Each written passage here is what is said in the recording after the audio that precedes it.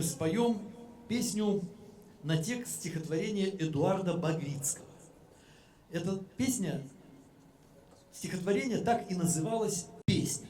Под этим названием оно было напечатано в литературной газете в конце 20-х годов. В сокращенном виде эту песню можно услышать даже на Ютьюбе. Ее поет беспризорник Котька в спектакле театра Комиссаржевской «Светите звезды» по пьесе Ивана Никитенко. Котьку играла знаменитая киноактриса Алиса Бруновна Фрейндлих, знаменитая в будущем. Это была ее первая роль, 1957 год. Мы сейчас споем вам на полный текст Багрицкого песню Котьки.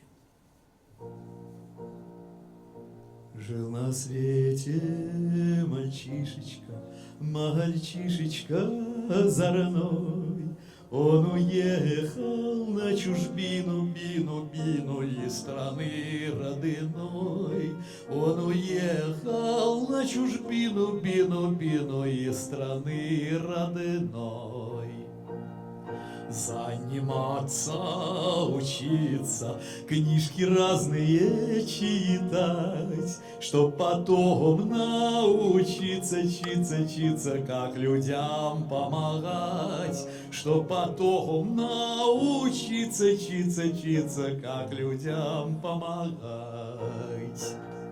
Чтобы стать инженером, музыкантом, врачом, командиром, рабкором или красным бойцом, командиром, рабкором или красным бойцом.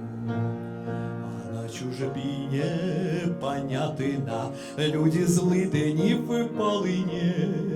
Заскучал наш мальчишечка в чужедальной стране. Заскучал наш мальчишечка в чужедальной стране.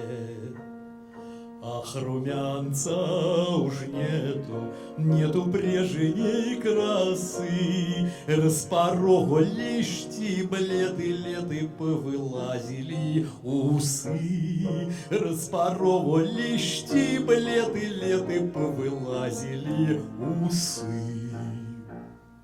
Он трудился сначала, ах, он книжечки читал. От занятий потихоньку он чехоточку поймал. От занятий потихоньку он чехоточку поймал.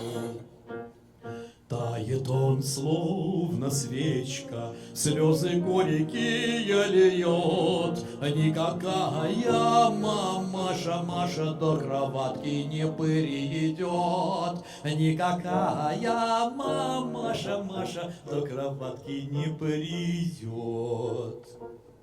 Вам, граждане, понятно, сгиб мальчишечка озорной, и его закопали за могильной стеной, и его закопали за могильной стеной. А на гроб положили только шапку его, две учебные книжки и больше ничего. Две учебные книжки и больше ничего.